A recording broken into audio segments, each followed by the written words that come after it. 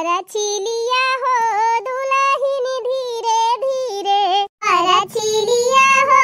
दुल्हन धीरे धीरे, परछिलिया हो सासू धीरे धीरे, परछिलिया हो बूढ़ा बुढ़ऊ धीरे धीरे, परछाई चली है ललका बहुरिया, परछाई चली है ललका बहुरिया, हिलावई लगी हो सुपवा धीरे धीरे, हिलावई लगी हो सुपवा धीरे धीरे, परछिलिया हो बूढ़ा बुढ़ऊ धीरे धीरे, परछिलिया सास ससुर धीरे धीरे, ससुर खुश रही है तो सब धना पाऊबू, ससुर खुश रही है तो सब धना पाऊबू, सास खुश रही है तो सुख बड़ा पाऊबू, सास खुश रही है तो सुख बड़ा पाऊबू, नहीं तो बेचै लगी है हो जायदाद धीरे धीरे, नहीं तो बेचै लगी है हो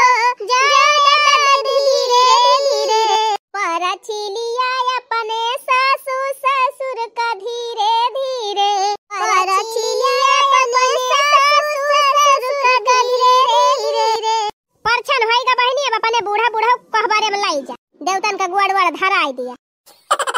जैसे सचले रहली वैसे बुढ़ऊ मोर बाटे, दूबर न मोट बाटे हो, जैसे सचले रहली वैसे बुढ़ऊ मोर बाटे, पातर न मोट बाटे हो,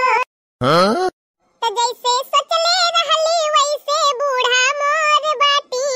जैसे बुलडोजर बाटी नहीं, तो जैसे सचले रहली वैसे धनिया मोर बाटी, जैसे बुलडोजर बाटी नहीं।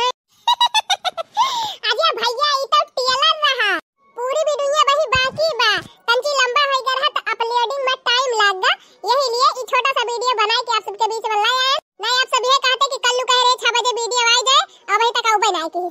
थोड़ा सा वेट करा भैया बहनी लोग, एक आध घंटा बाद फुल वीडियो आ जाए चैनल पर, वीडियो देखा जाए और वीडियो का फुल आनंद लिया जाए।